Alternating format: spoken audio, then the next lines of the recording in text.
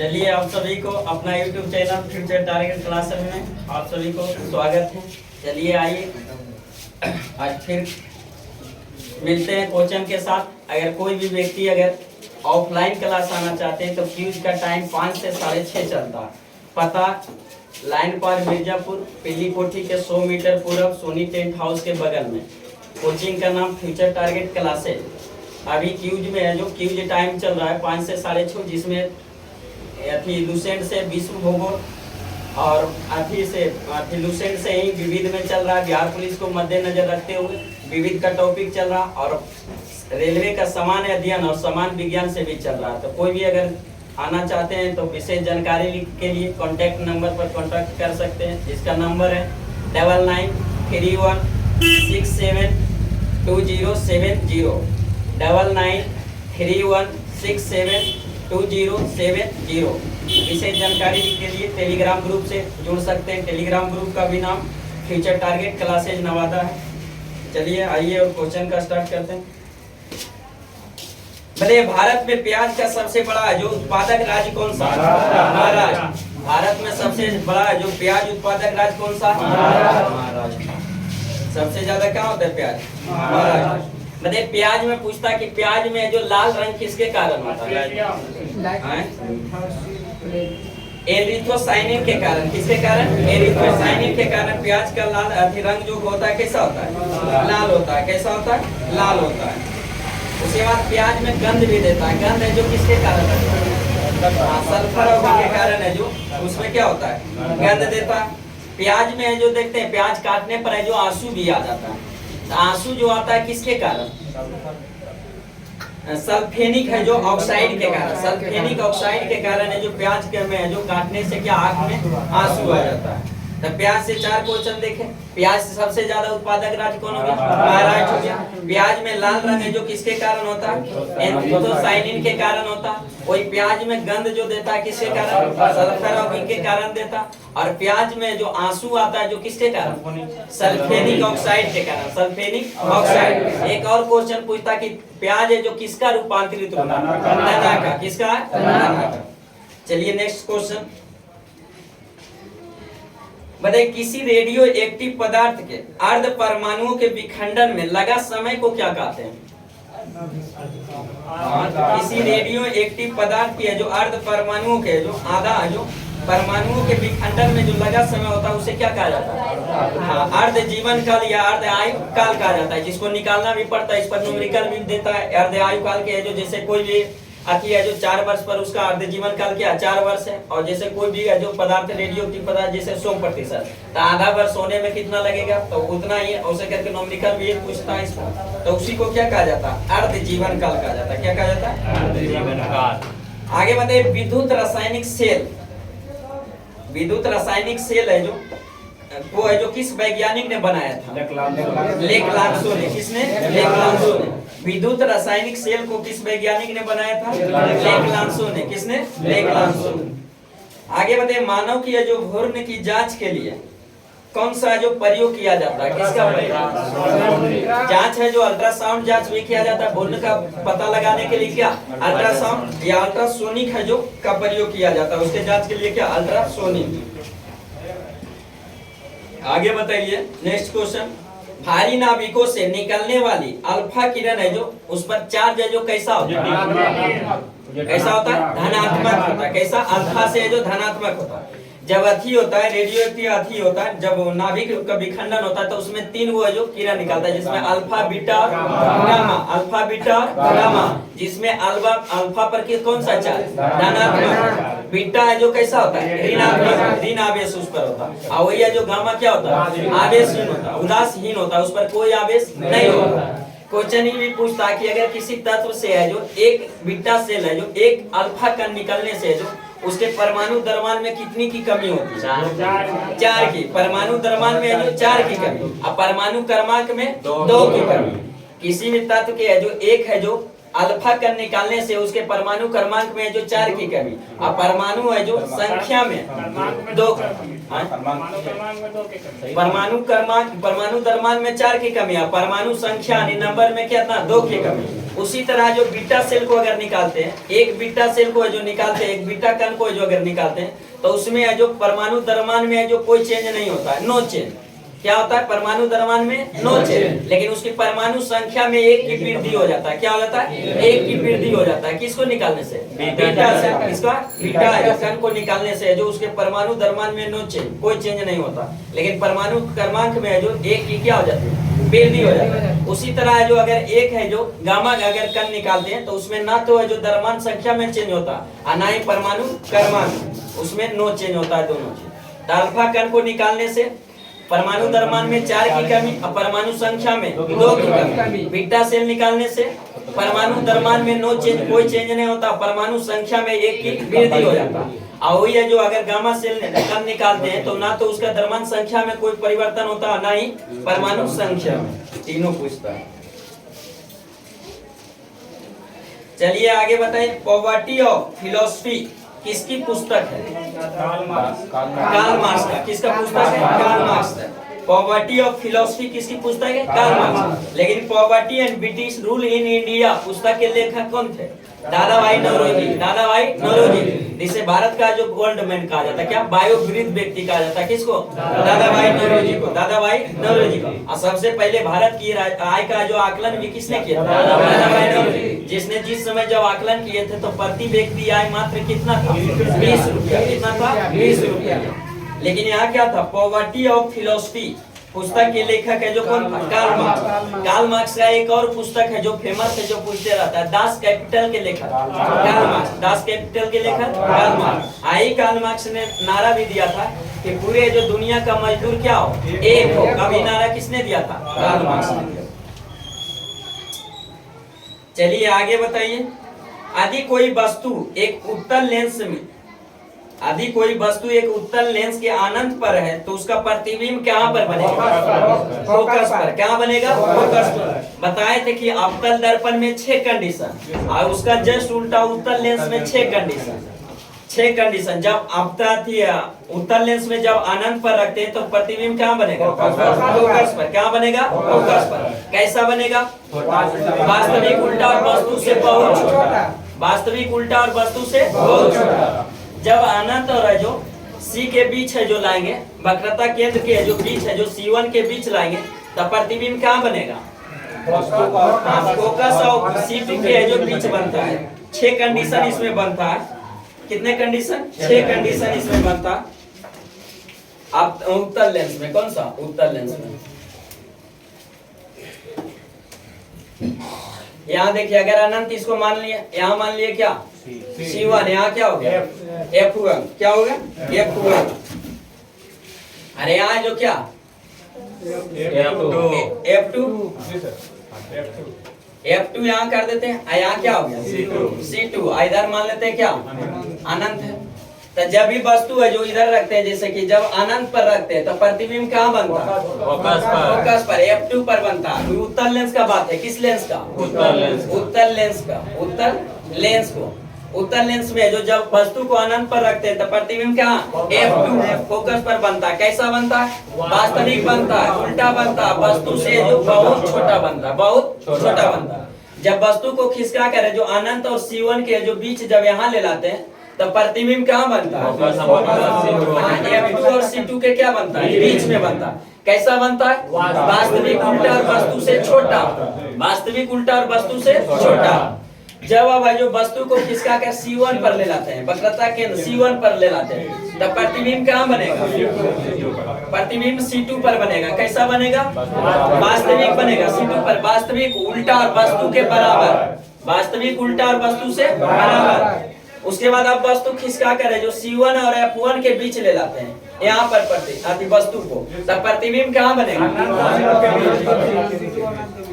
C2 और है जो अनंत के बीच बनेगा। जब वस्तु को C1 और F1 के बीच ले लाएं तो प्रतिबिंब क्या? C2 और अनंत के बीच बनेगा। वास्तविक बनेगा, उल्टा बनेगा और वस्तु से बड़ा बनेगा। वस्तु से बड़ा बनेगा। जैसे ही वस्तु खींच का को है जो कहाँ F1 पर लेना है, क्या लेना है F1 पर, तब प्रतिबिंब कहाँ बनेगा अनंत पर। कहाँ बनेगा अनंत पर। कैसा बनेगा वास्तविक उल्टा और वस्तु से बहुत बड़ा, वास्तविक उल्टा और वस्तु से बहुत बड़ा बनेगा, वास्तविक उल्टा और वस्तु से बहुत बड़ा। एक कंडीशन है जब F और है जो यहाँ जो ऑप्टिकल सेंटर O के है जो बीच ले लाते हैं उत्तल लेंस में जो F1 है यहाँ वस्तु ले लाते हैं, तो एकमात्र ऐसा कंडीशन होता है कि A ही साइड बन जाता है, प्रतिबिंब है जो जे साइड वस्तु रखते हैं वही साइड बन जाता है। कैसा बन जाता है काल्पनिक सीधा और वस्तु से बड़ा, अति काल्पनिक और सीधा और वस्तु से बड़ा। 6 कंडीशन देखे, पहला यहाँ, दूसरा, तीसरा, चौथा, पांचवा, आई छठा लगे। तो जब 1 अनंत पर रखें तो कहाँ F2 पर, कहाँ पर बना F2 पर बना, वास्तविक उल्टा और वस्तु से बहुत छोटा। जब 2 पर रखें तो प्रतिबिंब कहाँ बना F2 और C2 के बीच, वास्तविक उल्टा और वस्तु से छोटा। और जब C1 पर रखें तो कहाँ C2 पर बना, कैसा बना वास्तविक उल्टा और वस्तु के बराबर, वास्तविक उल्टा और वस्तु से बराबर। और C1 F1 के बीच रखे, चौथा कंडीशन, तो क्या बना C2 और अनंत के बीच, वास्तविक उल्टा और वस्तु से बड़ा बना। जब ये जो F1 पर रखे तो प्रतिबिंब कहाँ बना अनंत पर, कहाँ बना अनंत पर। 5वां कंडीशन अनंत पर, वास्तविक उल्टा और वस्तु से बहुत बड़ा, क्या बना बहुत बड़ा।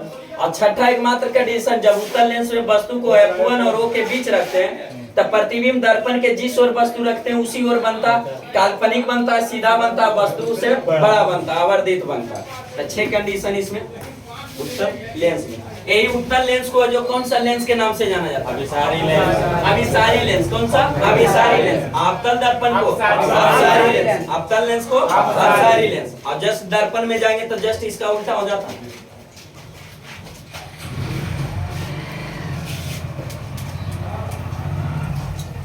बताइए कौन सा धातु है जो हवा के संपर्क में आते ही स्वतः जल उठता है।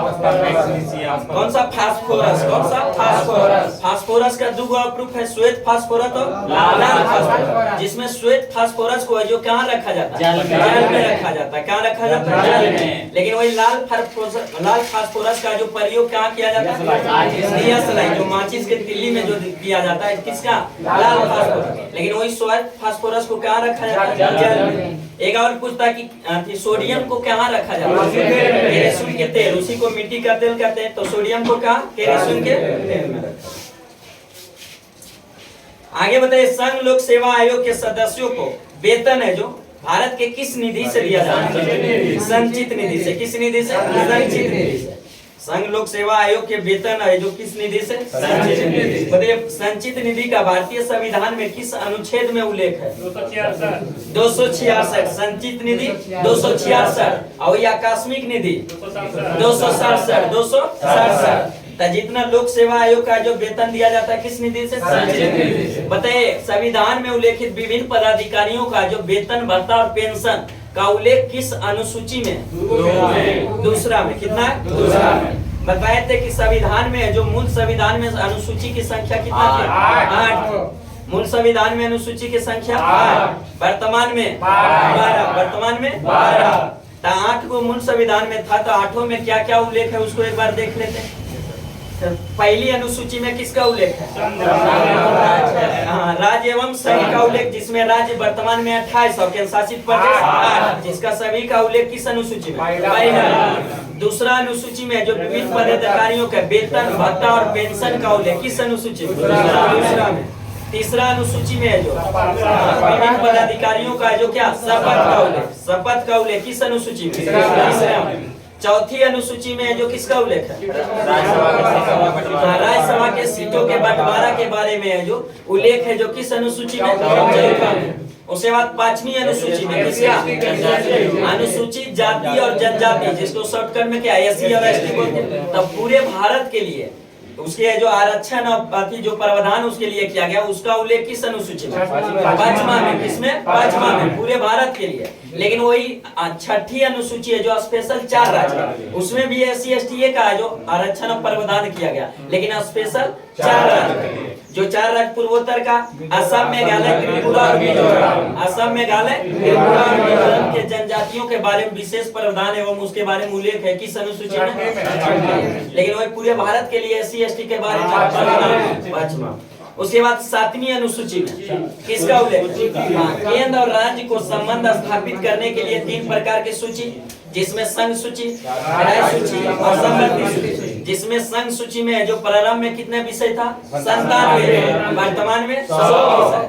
राज्य सूची में प्रारंभ में कितने विषय? 66, वर्तमान में 61। और संवर्ती सूची में है जो प्रारंभ में 47, वर्तमान में 52। तो वही है जो राज्य सूची में जो 66 से 61 जो 5 को सूची कमा, तो वही राज्य सूची ला 5 सूची निकाल कर किस में डाल दिया? संवर्ती सूची। इसलिए संवर्ती सूची 47 से कितना हो गया? 52 हो गया। एक और बचता अपशिष्ट सूची जिसको कहते हैं, किस देश से लिया गया था अपशिष्ट सूची? कनाडा से। किस देश से? कनाडा। तो जिसका जिसका उल्लेख है जो इन तीनों सूचियों में से किसी में भी नहीं है, तो उसको किस में डाल दिया जाता है? अपशिष्ट सूची। किसमें? अपशिष्ट सूची।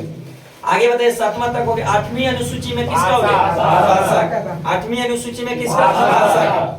मतलब मूल संविधान में जो 8वीं अनुसूची में कितने भाषा का उल्लेख? 14 भाषा। कितने भाषा? 14। लेकिन वर्तमान में जो 8वीं अनुसूची में कितना भाषा का उल्लेख है? 22 भाषा। इसका मतलब 8 भाषा जो क्या बाद में जोड़ा गया, किसी ने किसी संविधान संशोधन द्वारा किसी न किसी वर्ष क्या होगा? जोड़ा गया। तो उसमें 14 को प्रारंभ में मूल संविधान में 8वीं अनुसूची में कितना भाषा? 14। वर्तमान में जो 22 को, तो उसी में जो 15वीं भाषा के रूप में किस भाषा को जोड़ा गया? हिंदी को। किसको? हिंदी को। किस संविधान संशोधन द्वारा? 21वां संविधान संशोधन 1967 द्वारा जो संविधान में जो 8वीं अनुसूची में 15वीं भाषा के रूप में किसको? हिंदी को जोड़ा गया। उसके बाद है जो 71वां संविधान संशोधन 1992 में जो 3 भाषा को जोड़ा गया, जिसको ट्रेन में क्या कहते हैं? नमक। नेपाली, मणिपुरी और कोंकणी। नेपाली, मणिपुरी और कोंकणी। 15 3 18। उसके बाद 4 भाषा और है जो 92वां संविधान संशोधन 2003 के द्वारा जोड़ा गया, जिसमें है जो बोडो मैथिली, बोडो मैथिली 4 गो भाषा है। डोरो मैथिली और बोडो और संथाली। बोडो डोगरी, मैथिली और संथाली। बोडो डोगरी, मैथिली और संथाली। बोडो डोगरी, मैथिली और संथाली। तो टोटल भाषा की संख्या 22। टोटल भाषा की संख्या 22। उसके बाद है जो मूल संविधान में इतना ही अनुसूची था, लेकिन वर्तमान में कितना?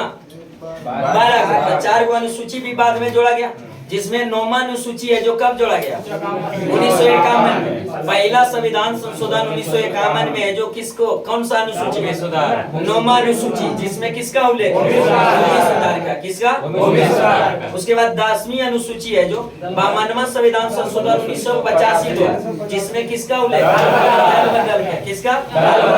उसके बाद है जो 11वीं अनुसूची को है जो 73वां संविधान संशोधन 1993, विधेयक बोलेगा तो 92, अधिनियम बोलेगा तो 93। विधायक अधिनियम बताए थे कि क्या अंतर होता? अधिनियम विधेयक जब लाया जाता है तो एक संसद से दूसरे संसद में और दूसरों सदन में लाया जाता है। अगर दोनों सदन से पारित होकर राष्ट्रपति के पास चल जाता है, अगर राष्ट्रपति उस विधेयक पर अनुमति यानी सिग्नेचर कर देता, तो वही विधेयक फिर क्या बन जाता? अधिनियम बन जाता। क्या बन जाता? अधिनियम।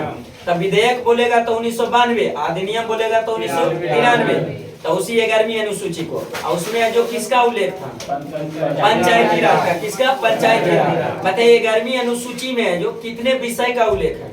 29 विषय। कितने विषय? 29 विषय। उसके बाद 11 अनुसूची बच गया 12वीं अनुसूची, जिसको कब?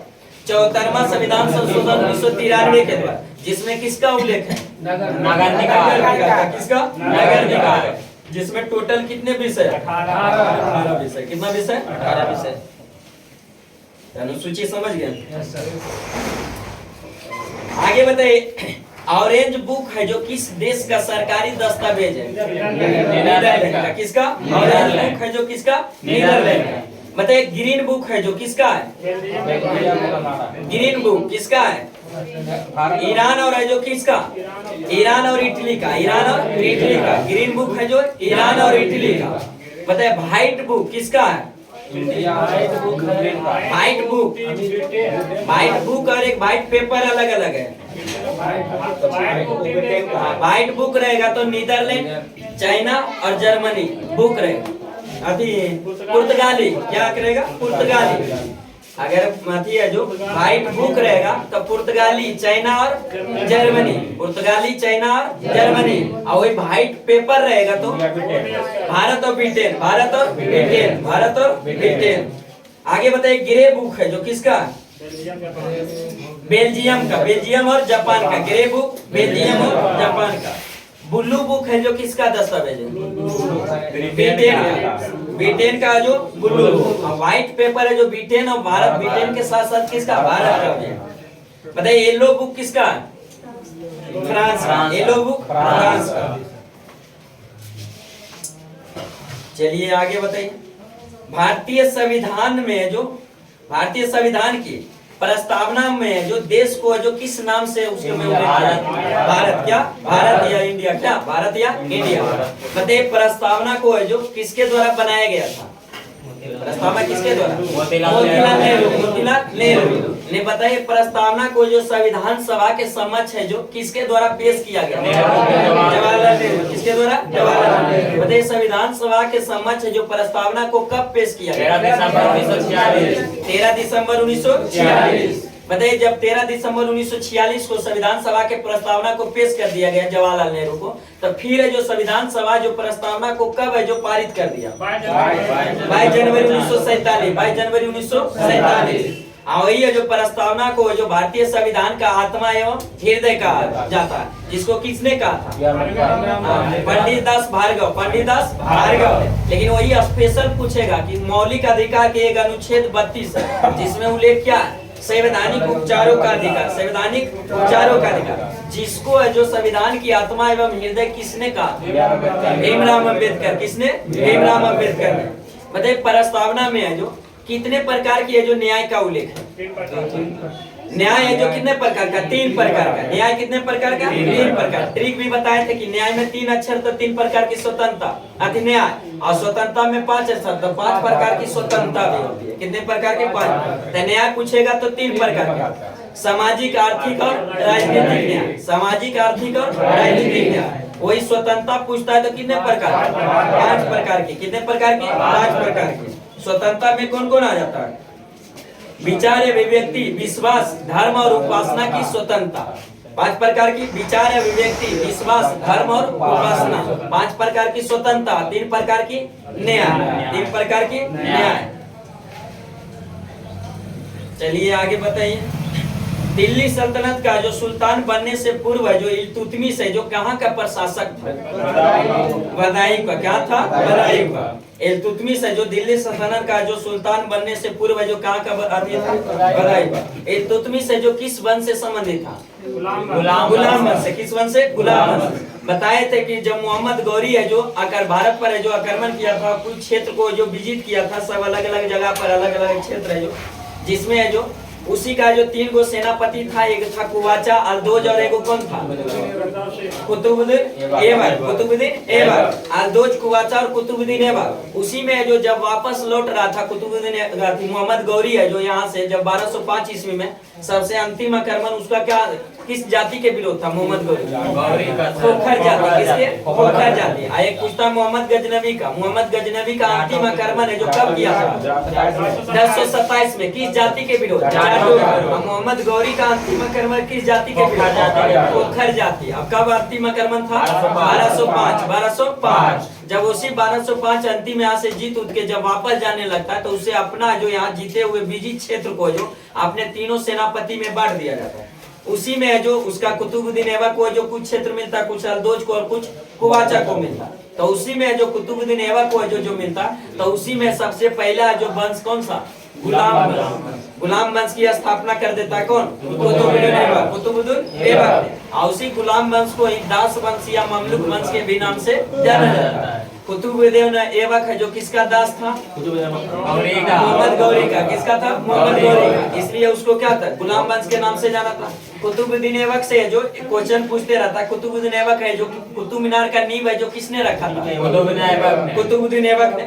कुतुबुद्दीन ऐबक है जो कुव्वातुल इस्लाम मस्जिद का निर्माण भी किसने कराया था, कुतुबुद्दीन ऐबक ने। कहाँ कराया था, दिल्ली में। 2.5 दिन का झोपड़ा का निर्माण भी किसने कराया था, कुतुबुद्दीन ऐबक ने। कहाँ करवाया था, अजमेर। लेकिन इसी दौरान जो कुतुब मीनार का जो नींव रखा था कुतुबुद्दीन ऐबक ने, लेकिन उसी दौरान है जो जब निर्माण कार्य चल ही रहा था, उसी दौरान है जो 1210 ईस्वी में कुतुबुद्दीन ऐबक की क्या हो जाती है, मृत्यु हो जाती है। मृत्यु कैसे होता, चौगान खेलते समय घोड़े से गिरने के कारण है जो कुतुबुद्दीन ऐबक की क्या हो जाती है, मृत्यु हो जाती है। और उसी के कारण है जो उसका जो कुतुब मीनार निर्माण कार्य कर रहा था, तो उसको कार्य को पूरा किसने करवाया, किसने करवाया था, कुतुब मीनार से जो 3-4 शासक संबंधित था। जैसे उसका नींव रखा था किसने, कुतुबुद्दीन ऐबक ने, उसको कार्य को पूरा करवाया था किसने, इल्तुतमिश।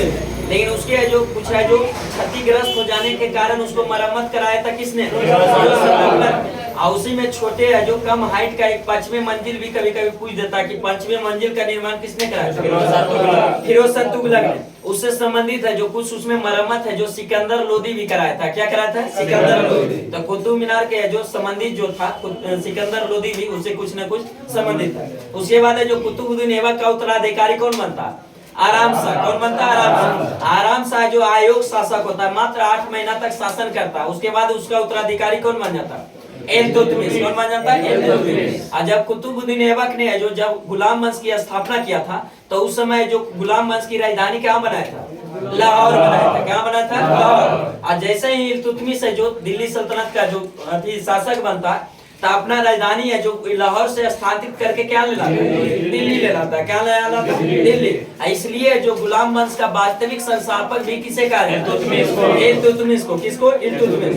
इल्तुतमिश से और क्वेश्चन पूछते रहता है। इसी ने जो इक्तादारी व्यवस्था की प्रारंभ भी कराया था, किसने, इल्तुतमिश ने। लेकिन प्रारंभ इक्तादारी व्यवस्था कराया था इल्तुतमिश ने, लेकिन वही समाप्त किसने किया था, अलाउद्दीन खिलजी। इक्तादारी प्रथा जो चलाया गया था इल्तुतमिश द्वारा, उसको समाप्त किसने किया, अलाउद्दीन खिलजी, जो खिलजी वंश का शासक था। उसके बाद एक और है जो 40 सरदार का जो एक गठन बताया था, उसको 40सा दल कहा जाता। उसका भी स्थापना किसने किया था, इल्तुतमिश ने। किसने किया था, इल्तुतमिश ने। लेकिन उसको 40सा दल को फिर समाप्त किसने किया, बलबन ने। किसने, बलबन ने।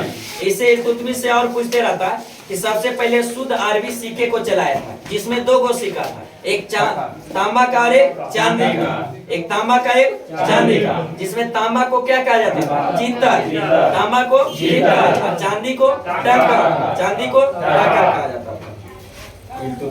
उसके बाद फिर इसका उत्तराधिकारी रजिया सुल्तान, एकमात्र महिला शासिका रजिया सुल्तान। हाँ, उसकी इल्तुतमिश की क्या थी, पुत्री थी। इसी तरह आगे चलो, आगे बताइए। एक समतल दर्पण की वक्रता त्रिज्या कितनी होती है, अनंत होती है। कितना होती है, अनंत होती है। एक समतल दर्पण की वक्रता त्रिज्या अनंत होती है।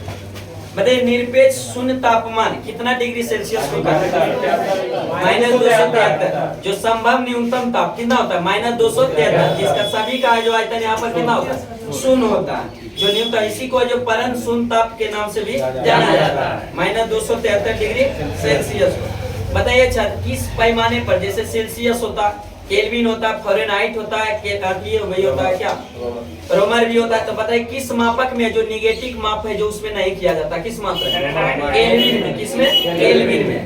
फ़ारेनहाइट में तो किया जाता है। फ़ारेनहाइट का जो -40 डिग्री का मान है जो सेल्सियस और फ़ारेनहाइट डिग्री का जो बराबर होता है। केल्विन में जो निगेटिव मार्क नहीं होता है, नहीं मापा जाता है। आगे बताइए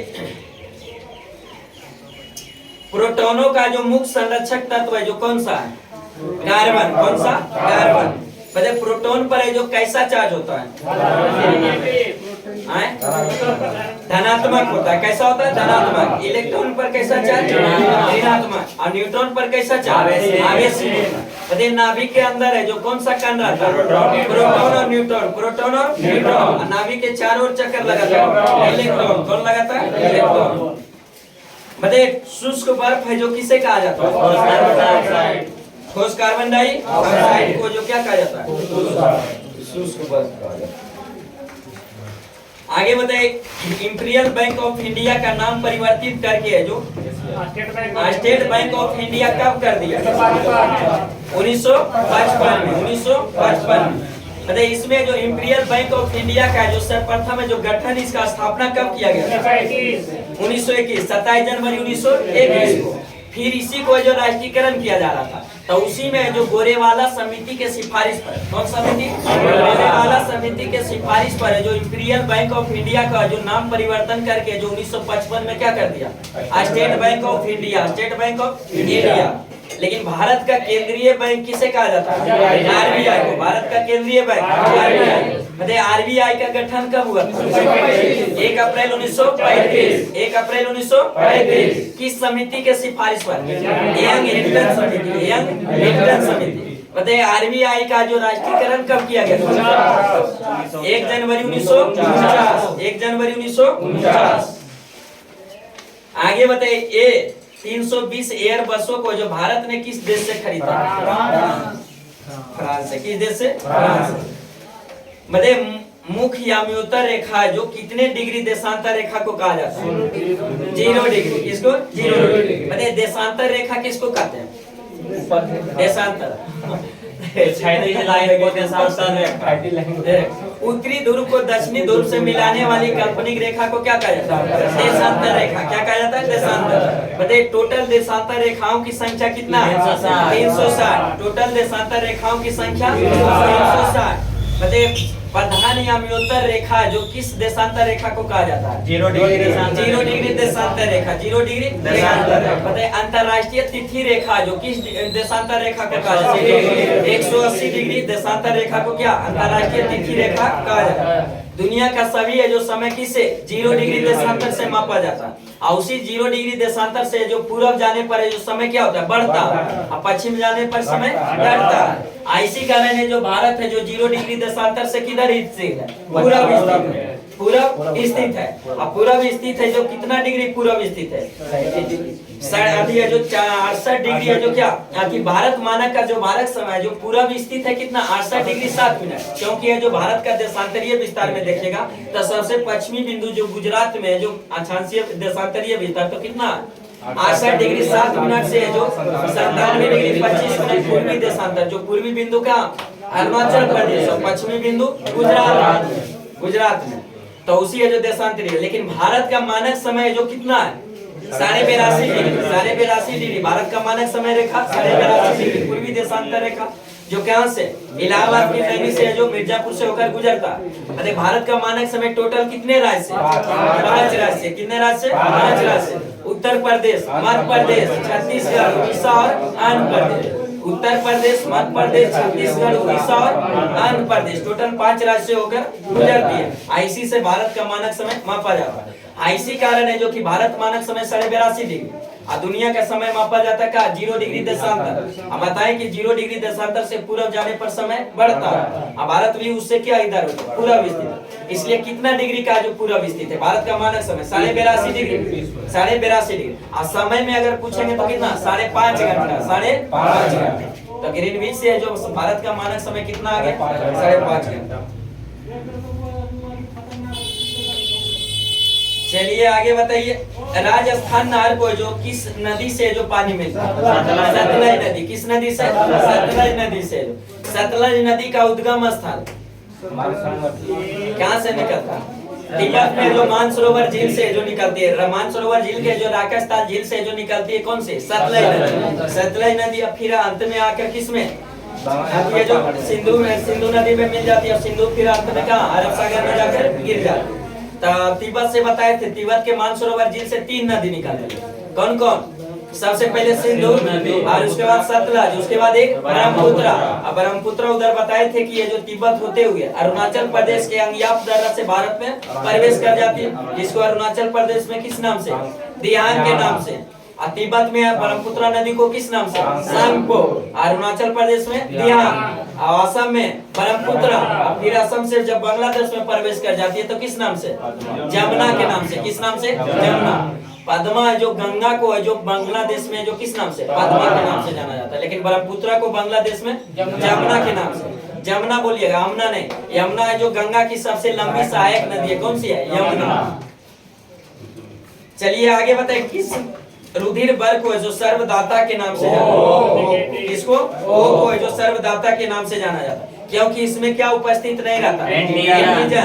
एंटीजन उपस्थित नहीं रहता। इसलिए जो ब्लड है जो किसी को भी दे सकता है। इसलिए इसको क्या कहा जाता है? सर्वदाता। ए बी ब्लड ग्रुप को जो क्या कहा जाता है, सर्वग्राही, क्योंकि उसमें कोई भी एंटीबॉडी नहीं पाया जाता, इसलिए जो किसी भी व्यक्ति से वो ब्लड ले सकता है, इसलिए सर्वग्राही कहा जाता है। लेने वाला सर्वग्राही है, जो लेने वाला कौन है, ए बी, और सर्वदाता ओ, सर्वदाता ओ। आगे बताइए, भारतीय संविधान के किस अनुच्छेद में संसद को संविधान में संशोधन करने की शक्ति प्रदान करता है? 368, अनुच्छेद 368। बताइए भारतीय संविधान संशोधन की जो उल्लेख है जो किस भाग में, भाग 20 में, किसमें, भाग 20 में, अनुच्छेद 368। बताइए संविधान संशोधन की प्रक्रिया जो किस देश से लिया गया, भारतीय संविधान दक्षिण अफ्रीका, कहां से, दक्षिण अफ्रीका से जो संशोधन है, दक्षिण अफ्रीका से। और बताए थे कि राज्यसभा के सीटों का निर्वाचन की जो पद्धति है जो किस देश से, दक्षिण अफ्रीका से, और ये यहाँ संविधान संशोधन की प्रक्रिया भी कहाँ, दक्षिण अफ्रीका। लेकिन राज्यसभा में बताए थे कि जो 12 सदस्य राष्ट्रपति मनोनयन करता है तो वो किस देश से लिया गया, आयरलैंड से, किसे, आयरलैंड से। राज्यसभा का निर्वाचन जो निर्वाचित होता है उस सदस्य की पद्धति दक्षिण अफ्रीका से, और जो 12 सदस्य मनोनयन होता है जो आयरलैंड।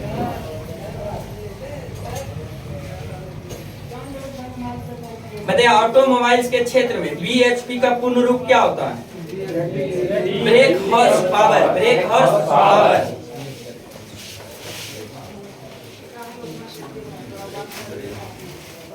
बताइए अस्पृश्यता कांड किस अनुच्छेद में होते हैं, अनुच्छेद 17। अस्पृश्यता कांड मतलब छुआछूत कांड है जो किस अनुच्छेद, 17 में, जो मौलिक अधिकार के श्रेणी में आता है। भारतीय संविधान में जो मौलिक अधिकार का उल्लेख किस भाग में, भाग 3 में, किसमें, भाग 3 में। अनुच्छेद है जो कहां से कहां तक, 12 से 35, 12 से 35, जिसमें मूल साथी जब मौलिक अधिकार जोड़ा गया था मूल संविधान में, कितने प्रकार की है जो मौलिक अधिकार की उल्लेख था, चर्चा था। मूल संविधान में 7 वो था, लेकिन वर्तमान में 6 मौलिक अधिकार, वर्तमान में 6। और 7वां जो था उसको संपत्ति के अधिकार को जो मौलिक श्रेणी के श्रेणी से हटाकर अब उसको विधिक या कानूनी श्रेणी में जो रख दिया गया, किसको, संपत्ति के अधिकार। अनुच्छेद बोलेगा तो 300 के कम, अब भाग बोलेगा तो भाग 12 में रख दिया गया। तो वर्तमान में जो बचा जो मौलिक अधिकार की संख्या 6 गो, तो 6 गो जो कौन कौन सा देख लेते हैं। सबसे पहले समता या समानता का अधिकार, जिसका उल्लेख 14 से लेकर 18 तक, 14 से लेकर 18। दूसरा मौलिक अधिकार है जो स्वतंत्रता का अधिकार, क्या है, स्वतंत्रता का अधिकार, जिसका उल्लेख है जो 19 से लेकर अनुच्छेद 22 तक। तीसरा मौलिक अधिकार है जो शोषण के विरुद्ध अधिकार, शोषण के विरुद्ध अधिकार, जिसका उल्लेख है जो अनुच्छेद 23 और 24। उसके बाद चौथा मौलिक अधिकार क्या, धार्मिक स्वतंत्रता का अधिकार, धार्मिक स्वतंत्रता का अधिकार, जिसका उल्लेख अनुच्छेद 25 से लेकर 28 तक। उसके बाद है जो 5वां जो है जो मौलिक अधिकार कौन सा, संस्कृति एवं शिक्षा का, संस्कृति एवं शिक्षा का अधिकार, जो अनुच्छेद है जो कहां से 29 और 30। और वही 6ठा जो मौलिक अधिकार है जो अनुच्छेद 32 में, जिसका उल्लेख है संवैधानिक उपचारों का अधिकार, संवैधानिक उपचारों का अधिकार, जो अनुच्छेद 32। इसी संवैधानिक उपचारों का अधिकार को ही B.R. अम्बेडकर ने संविधान के जो आत्मा एवं हृदय का था, आत्मा एवं हृदय का। बताइए तालीकोटा का युद्ध है जो कब हुआ था, 1565। तालीकोटा का युद्ध 1565। तालीकोटा का युद्ध को राष्ट्रीय तागड़ी का युद्ध के नाम से भी जाना जाता है, क्योंकि जगह का नाम था राष्ट्रीय तागड़ी, इसलिए तालीकोटा को युद्ध को जो राष्ट्रीय तागड़ी के युद्ध के नाम से भी जाना जाता है। इसमें दक्कन के जो सुल्तान और विजयनगर के साम्राज्य के बीच हुआ था तालीकोटा का युद्ध 1565। आगे बताइए हिमालय की सबसे पूर्वी चोटी का है जो नाम क्या, नामचंबर। कौन सा, नामचंबर। बताए थे कि हिमालय को जो उत्तर से दक्षिण है जो कितने श्रेणी में बांटा गया, 4 श्रेणी, जिसमें सबसे पहले ट्रांस हिमालय, उसके बाद महान हिमालय, उसके बाद मध्य हिमालय, उसके बाद हिमालय हिमालय। लेकिन नदी एवं जगह के अनुसार पूर्व से पश्चिम हिमालय को जो कितने भागों में, 4 भागों में, जिसके हिमालय का प्रादेशिक विभाजन कहते हैं। क्या कहते हैं, हिमालय का प्रादेशिक, जिसको जगह के नाम एवं नदी के नाम पर उसको हिमालय का नाम रखा गया। उसमें था सबसे पहले जो कौन सा, पंजाब हिमालय, उसी को कश्मीर हिमालय के भी नाम से जाना जाता है। दूसरा हिमालय कौन था, हुमायूं हिमालय। तीसरा हिमालय नेपाल हिमालय। चौथा हिमालय असम हिमालय। जिसमें पंजाब हिमालय का विस्तार है जो किस नदी से किस नदी तक था? सिंधु से सतलज, सिंधु से सतलज। उसके बाद कुमायूं हिमालय का विस्तार सतलज से काली, सतलज से काली। और फिर नेपाल हिमालय का विस्तार काली से तीस्ता, काली से तीस्ता। और असम हिमालय के विस्तार तीस्ता से दियांग, तीस्ता से दियांग। मतलब पंजाब हिमालय का विस्तार है जो कितना किलोमीटर था? पंजाब हिमालय का जो विस्तार जो था कितना? 560 किलोमीटर। उसके बाद कुमायूं हिमालय का विस्तार 320 किलोमीटर। उसके बाद नेपाल हिमालय का विस्तार 800 किलोमीटर। कितना था? 800 किलोमीटर। असम हिमालय का विस्तार 720। सबसे बड़ा हिमालय सर? महान हिमालय, बृहत हिमालय, ग्रेट हिमालय, हिमाद्री हिमालय, सब उसी का नाम है। पूर्व से पश्चिम से, पूर्व से पश्चिम तो में देखिए ना कितना विस्तार। नेपाल हिमालय का सब चीज बता दिए, तो उसमें आपको खोजना सबका। पंजाब का कितना बताएं? 560। कुमायूं हिमालय का 320, नेपाल हिमालय का 800 और असम हिमालय का 720। अब आप ही बताइए कि सबसे बड़ा जो कौन सा विस्तार है? मतलब प्रथम आम चुनाव है जो कब हुआ था? 1951। प्रथम प्रधानमंत्री किसे नियुक्त किया गया था? जवाहरलाल नेहरू। भारत के प्रथम राष्ट्रपति राजेंद्र प्रसाद। भारत के प्रथम है जो किसी भी राज्य का, भारत के प्रथम है जो महिला मुख्यमंत्री किसे बनाया गया था? सुचेता कृपलानी। जो किस राज्य के? भारत की प्रथम महिला राज्यपाल सरोजिनी नायडू। वो भी किसको? उत्तर प्रदेश का ही बनाया गया था। अरे भारत की प्रथम है जो महिला प्रधानमंत्री इंदिरा गांधी। भारत की प्रथम महिला राष्ट्रपति प्रतिभा देवी। जबकि दूसरा राष्ट्रपति कौन अभी वर्तमान में? जो द्रौपदी मुर्मू। बताइए लोहो या लाहो है जो किस राज्य का लोक नृत्य? कहाँ का? मेघालय का। लोहो या लाहो है जो कहाँ का लोक नृत्य? मेघालय का। किस राज्य का? मेघालय का। बताइए महात्मा गांधी के मरने के बाद जो उनके मृत्यु पर कौन सा दिवस मनाया गया? शहीद दिवस। कौन सा दिवस? शहीद दिवस। कब मनाया गया था? 23 जनवरी को। शहीद दिवस या कुष्ठ निवारण दिवस सब किस तारीख को मनाया गया? 30 जनवरी को। कौन सा? 30 जनवरी। लेकिन जब साथी है जो इसको भगत सिंह को भी फांसी दिया गया था 23 मार्च 1931 को, तो उसको जो फांसी के दिन वही शहीद दिवस मनाया गया था 23 मार्च को भी। बताइए चीन की मुद्रा का नाम क्या है? युआन। चीन की मुद्रा का नाम युआन। बताइए एंगस्ट्रॉम है जो किसका मात्रक है? रंगदैर्घ्य का मात्रक एंगस्ट्रॉम। एक एंगस्ट्रॉम बराबर है जो कितना मीटर होता है?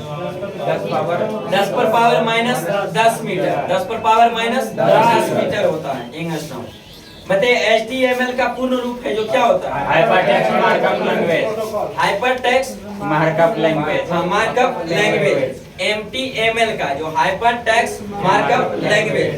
बताइए पुराणों की संख्या 18। पुराणों की संख्या 18। वेद की संख्या 4। वेद की संख्या 4। वेदांत की संख्या 6। वेदांत की संख्या 6। पुराण की संख्या 18। पुराण की संख्या 18। पुराण की संख्या 18। उपनिषद की संख्या 108। उपनिषद की संख्या 108। बताइए पुराण में बताए थे कि सबसे प्राचीनतम पुराण मत्स्य पुराण। सबसे प्राचीनतम पुराण मत्स्य पुराण। बताइए मत्स्य पुराण में जो किस वंश के बारे में जानकारी मिलता है?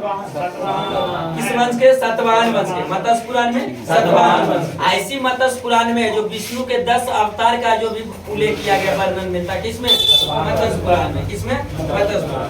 उसके बाद एक और वायु पुराण पूछता है। वायु पुराण किस वंश के बारे में जानकारी? गुप्त वंश। किस वंश के? गुप्त वंश। उसके बाद एक और है जो कौन सा? विष्णु पुराण मौर्य वंश। विष्णु पुराण मौर्य वंश। मत्स्य पुराण सातवाहन वंश के बारे में जानकारी। वायु पुराण गुप्त वंश। वायु पुराण गुप्त वंश। और वही मौर्य पुराण विष्णु पुराण मौर्य वंश। विष्णु पुराण सबसे प्राचीनतम पुराण मत्स्य पुराण। बताइए मार्स गैस किसे कहा जाता है? मार्स गैस बताइए दलदली स्थानों पर कौन सा गैस? मीथेन। जानवर पागुली करता है तो उत्पन्न मीथेन। क्या है? मीथेन। गोबर गैस में भी मीथेन। लेकिन सिगरेट राइटर में सिगरेट राइटर में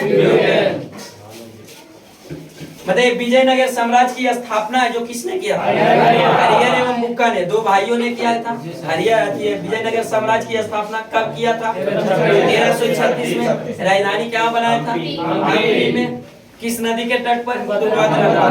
बताए कि विजयनगर साम्राज्य में टोटल कितने वंश? 4 राजवंश। कितने राजवंश? 4 राजवंश हुए, जिसमें सबसे पहला वंश संगम वंश, दूसरा वंश सालू वंश, तीसरा वंश तुलु वंश और चौथा वंश हरिहर वंश, जिसमें संगम वंश के संस्थापक हरिहर एवं बुक्का और सालू वंश के संस्थापक नरसिंह सालू और तुलु वंश के संस्थापक वीर नरसिंह तुलु और विडु वंश के संस्थापक तिरुमल। कौन था? तिरुमल।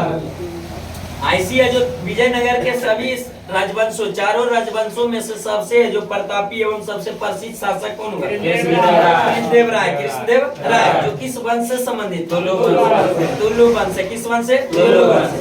कृष्णदेव राय से जो 2 पुस्तक पूछते रहता है, एगो कौन सा किस साहित्य में? तमिल भाषा में। एक तमिल भाषा में, एक संस्कृत भाषा में। तमिल भाषा में कौन सी पुस्तक की रचना किया था? अमुक्त मलयालम। और संस्कृत भाषा में जमामवती कल्याणम। एक तमिल भाषा में है जो अमुक्त मलयालम और संस्कृत भाषा में जमामवती कल्याणम। ऐसी है जो 8 तेलुगुओं का जो 8 तेलुगु कवि का जो एक अथी रहता था, उसी को क्या कहा जाता था? राष्ट्रदिग्गज किसके दरबार में? कृष्णदेव राय के। लेकिन अष्टप्रधान कवि का शिवाजी। अष्टप्रधान शिवाजी।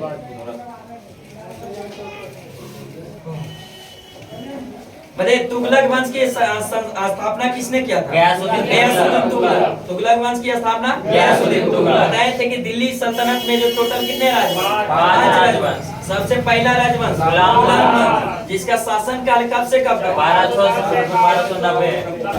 1206 ईस्वी से 1290 ईस्वी, जिसमें गुलाम वंश के संस्थापक कौन था? कुतुबुद्दीन ऐबक। उसके बाद दूसरा राजवंश आया खिलजी वंश। खिलजी वंश का शासन काल 1290 से 1320, जिसका जो संस्थापक कौन था खिलजी वंश का? जलालुद्दीन खिलजी। उसके बाद खिलजी वंश के कौन सा वंश आया? तुगलक वंश। कौन सा? तुगलक वंश, जिसका शासन काल 1320 से जो 1414, जिसका तुगलक वंश के संस्थापक कौन था? गयासुद्दीन तुगलक। उसके तुगलक वंश के बाद कौन सा वंश? सैयद वंश। कौन सा? सैयद वंश। सैयद वंश के संस्थापक सैयद वंश के संस्थापक सैयद वंश का शासन काल कब से कब? 1414 से 1451। उसके बाद अंतिम वंश जो था कौन सा? लोधी वंश, जिसका शासन काल 1451 से जो कहाँ तक? 1526 तक, जिसका संस्थापक कौन था? मालूम लोधी।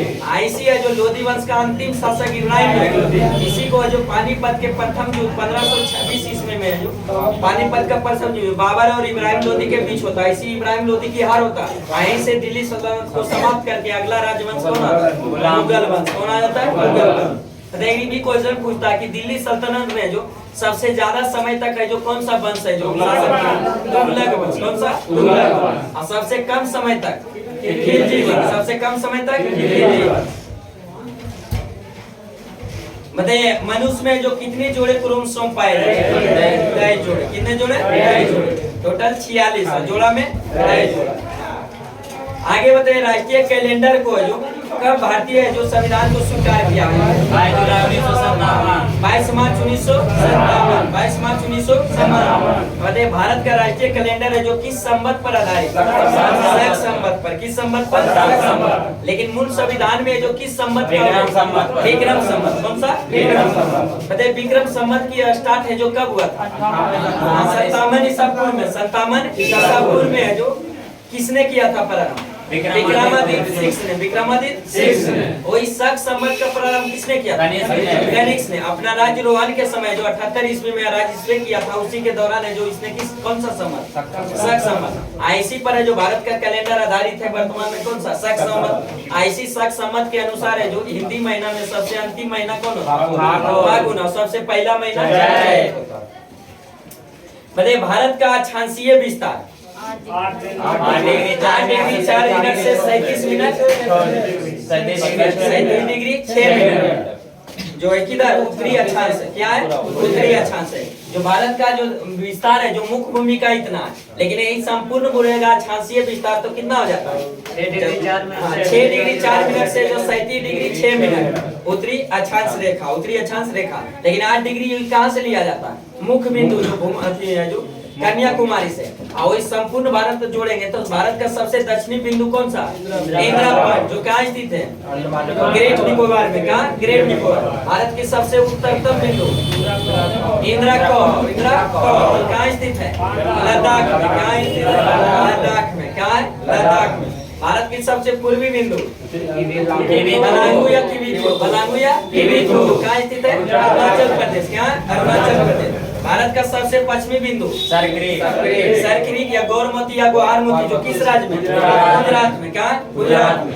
एक बोल रहे थे मांडा, तो मांडा जो सिंधु घाटी सभ्यता का सबसे उत्तरी बिंदु कौन सा मांडा, जो क्या है जम्मू कश्मीर में। किस नदी पर चीनाब नदी पर। कौन सा नदी चीनाब। सिंधु घाटी सभ्यता का सबसे जो दक्षिणी बिंदु दमन महाराष्ट्र जो किस नदी पर गोदावरी पर। किस पर गोदावरी। सिंधु घाटी सभ्यता का सबसे पूर्वी बिंदु आलमगीर जो कहाँ है उत्तर प्रदेश में। किस नदी पर इंद्र नदी पर। और जो सिंधु घाटी सभ्यता का सबसे पश्चिमी बिंदु सुरकोटजा जो क्या बलूचिस्तान में। किस नदी पर दशक नदी। कंफ्यूजन दूर हुआ। मांडा और इंदिरा कॉल और इंदिरा पॉइंट सरक्रीक बलांगू ये सब बिल्कुल सर। मतलब भारत का जो उत्तर से दक्षिण है जो विस्तार कितना किलोमीटर 3214। और पूर्व से पश्चिम 2933। आगे बताइए लेप्चा जनजाति है जो किस राज्य में सिक्किम में। लेप्चा जनजाति सिक्किम बताए थे कि भारत का जो सिक्किम है जो टोटल कितने देश से सीमा लगता है 3 देश से। कितने देश से 3 देश से। नेपाल भूटान और चाइना। वो इधर पश्चिम में से किधर सिक्किम के जो पश्चिम से जो किसका सीमा नेपाल का। अब पूर्व में भूटान, उत्तर में चाइना का से। आई दक्षिण में जो पश्चिम बंगाल का एक राज्य जो सिक्किम से सीमा लगाता है। बताइए उबेर कप है जो किस खेल से संबंधित है बैडमिंटन से। उबेर कप बैडमिंटन से। बताइए राष्ट्रीय पर्यावरण शोध संस्थान कहाँ स्थित है नागपुर में। राष्ट्रीय पर्यावरण शोध संस्थान नागपुर में। बताइए भारत के भूगोल नामक पुस्तक है जो किसने लिखा डॉल्बी ने। किसने डॉल्बी ने। बताइए सूर्य के बाद है जो पृथ्वी का सबसे निकट तारा प्रोक्सिमा सेंचुरी। पृथ्वी का सबसे निकट तारा सूर्य। क्या है सूर्य। तारा कल भी बताए थे कि तारा किसको कहते हैं जिसको खुद का अपना है जो खुद का प्रकाश एवं उष्मा उसे क्या कहते हैं तारा। तारे के समूह को क्या कहा जाता है तारामंडल, जिसमें बताए थे कल भी कि तारामंडल की संख्या 83। कितना है 83। और जो पृथ्वी का सबसे नजदीक तारा कौन सा सूर्य।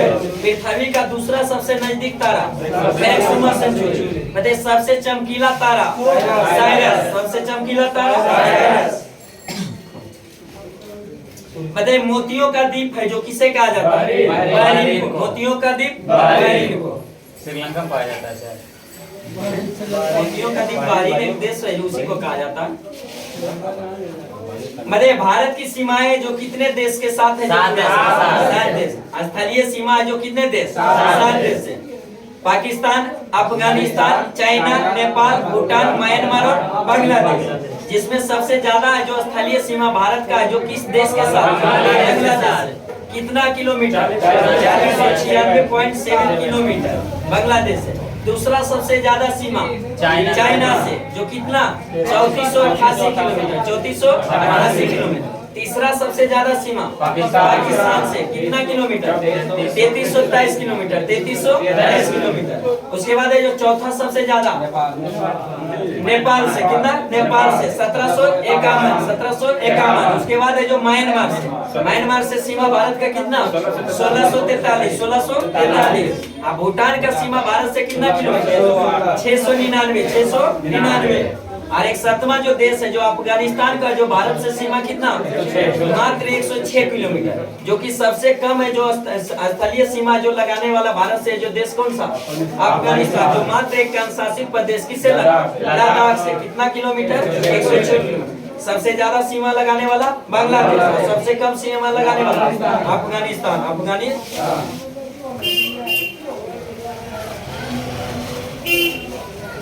बताइए पृथ्वी की आयु का आकलन है जो किसके द्वारा किया जाता है? यूरेनियम डेटिंग द्वारा। किसके द्वारा? Uranium dating. बताइए स्पेस एप्लीकेशन सेंटर कहाँ स्थित है? अहमदाबाद। अहमदाबाद। क्या है? अहमदाबाद। बताइए भारत की प्रथम महिला आईएएस कौन थी? अन्ना चौधरी। अन्ना चौधरी। भारत की प्रथम महिला आईएएस अन्ना चौधरी। द्वितीय विश्व युद्ध के युद्ध है जो अपराधियों का जो किस पर मुकदमा चलाया गया था? द्वितीय विश्व युद्ध के युद्ध अपराधियों पर है जो मुकदमा चलाया गया था किसने चलाया?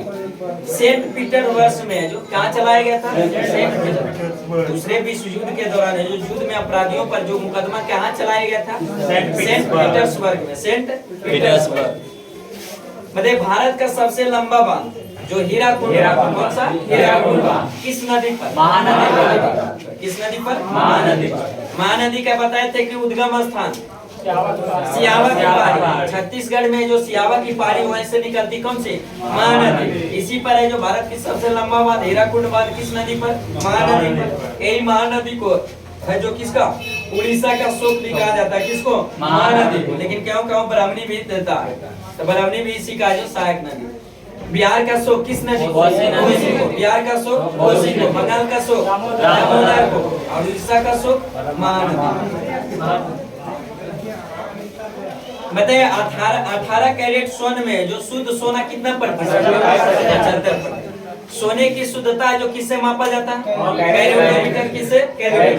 शुद्ध सोना कितने कैरेट? 24 कैरेट। कितना कैरेट का? 24 कैरेट। बताइए अमरकंटक की सर्वोच्च शिखर का नाम क्या है? मैकाल पर्वत का सबसे ऊंची शिखर का जो सर्वोच्च चोटी का नाम क्या? अमरकंटक। क्या नाम है? अमरकंटक। मैकाल पर्वत का सर्वोच्च शिखर का नाम अमरकंटक। आई अमरकंटक से बताए थे कि दो नदी निकलती, एक है जो नर्मदा नदी। कौन सा? नर्मदा नदी। और एक सोन नदी। कौन सा? सोन नदी। नर्मदा नदी है जो पश्चिम की ओर बहते हुए खमात की खाड़ी में क्या होती है? गिर जाती है। लेकिन वही सोन नदी उत्तर और बहते हुए जो बिहार में आकर किसमें? गंगा में मिल जाती है। क्या मिल जाती है? गंगा में। बताइए मदर टेरेसा महिला विश्वविद्यालय कहाँ स्थित है?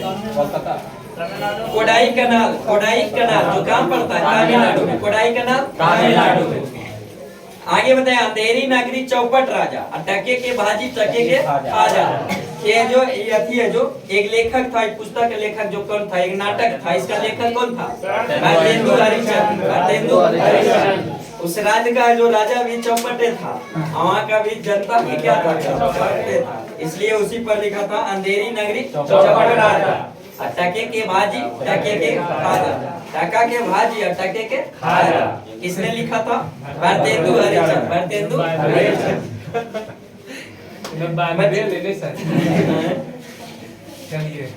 बताइए उर्दू भाषा है जो किस लिपि में लिखी जाती है? किस लिपि में? हिंदी भाषा देवनागरी लिपि। किसमें? देवनागरी। बताइए यूरेनियम के उत्पादन में अग्रणी देश कौन सा है? वर्तमान में अभी क्या है? कजाकिस्तान। वर्तमान में कजाकिस्तान। वही कजाकिस्तान जो सबसे बड़ा जो लैंड लॉक कंट्री है, क्या है? स्थल रुद्ध देश है। सबसे बड़ा स्थल रुद्ध देश कौन सा? कजाकिस्तान। कौन सा? कजाकिस्तान। आगे बताइए जो गुरु गोविंद सिंह का जो समाधि कहाँ स्थित है? नांदेड़ में। कहाँ स्थित है? नांदेड़ में। गुरु गोविंद सिंह है जो सिख धर्म के कईवें गुरु? 10वें गुरु एवं अंतिम गुरु। टोटल सिख धर्म में कितने गुरु? 10 गुरु। कितने गुरु? 10 गुरु। सिख धर्म की स्थापना किसने किया? गुरु नानक ने। सिख धर्म की स्थापना गुरु नानक ने। तो सिख धर्म के प्रथम गुरु कौन हुए? गुरु नानक। दूसरा गुरु अंगद। दूसरा गुरु अंगद। तीसरा गुरु अमरदास। तीसरा गुरु अमरदास। चौथे गुरु रामदास। चौथे गुरु रामदास। पांचवें गुरु अर्जुन देव। पांचवें गुरु अर्जुन देव। छठे गुरु हरगोविंद। छठे गुरु हरगोविंद। सातवें गुरु हरराय। सातवें गुरु हरराय। आठवें गुरु हरकिशन। आठवें गुरु हरकिशन। नौवें गुरु तेग बहादुर। नौवें गुरु तेग बहादुर। और 10वें एवं अंतिम गुरु गुरु गोविंद सिंह। गुरु गोविंद सिंह। इसमें जो 5वें गुरु गुरु अर्जिन देव को जो हत्या मृत्यु दंड दिया था किससे? जहांगीर ने। जहांगीर ने। किसने? जहांगीर ने। और वही 9वें गुरु है जो तेग बहादुर को जो मृत्यु दंड किसने दिया? औरंगजेब ने। किसने? औरंगजेब ने। बताइए शीश महल ट्रॉफी है जो किस खेल से संबंधित है? क्रिकेट से। किससे? क्रिकेट से। बताइए मेडागास्कर द्वीप है जो किस महासागर में स्थित है? हिंद महासागर। किस महासागर में? आगे बताइए जो स्वतंत्रता भारत की जो पहली मंत्रिमंडल जब गठन किया गया था तो उसमें विभिन्न पद है जो विभिन्न व्यक्ति के दिया गया था, तो उसी में जो कुछ व्यक्ति का बताना है। जैसे प्रधानमंत्री किसे बनाया गया था? नेहरू, जवाहरलाल नेहरू को। उप प्रधानमंत्री सरदार वल्लभ भाई पटेल। गिरी सूचना एवं प्रसारण मंत्री सरदार वल्लभ भाई पटेल। खाद्य एवं कृषि मंत्री डॉक्टर राजेंद्र प्रसाद। शिक्षा मंत्री अब्दुल कलाम आजाद। लेकिन वही अंतरिम सरकार में शिक्षा मंत्री चल जाएंगे तो कौन? सी राजगोपालाचारी। लेकिन वही पूछ देगा स्वतंत्र भारत का प्रथम शिक्षा मंत्री कौन है? अब्दुल कलाम आजाद। वर्तमान में शिक्षा मंत्री धर्मेंद्र प्रधान। बताइए स्वतंत्र भारत का जो रेल एवं परिवहन मंत्री किसे बनाया गया? जॉन मथाई। किसको? जॉन मथाई। रक्षा मंत्री बालदेव सिंह। संचार मंत्री रफी अहमद किदवई। संचार मंत्री किसे बनाया गया था? रफी अहमद किदवई। और स्वास्थ्य मंत्री राजकुमारी अमृत जो स्वतंत्र भारत की प्रथम स्वास्थ्य मंत्री राजकुमारी अमृत। विधि मंत्री भीमराव अम्बेडकर। विधि या कानून मंत्री जो स्वतंत्र भारत के प्रथम विधि या कानून मंत्री बी.आर. अम्बेडकर। भीमराव अम्बेडकर। बताइए स्वतंत्र भारत के प्रथम वित्त मंत्री आर.के. षणमुखम सेठी। उद्योग एवं आपूर्ति मंत्री श्यामा प्रसाद मुखर्जी। खान एवं विद्युत मंत्री किसे बनाया गया था?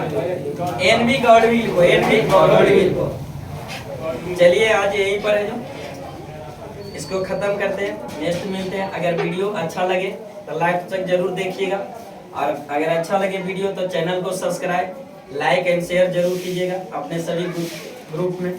चलिए आप सभी को बेस्ट ऑफ लक, फिर अगले वीडियो के साथ मिलते हैं।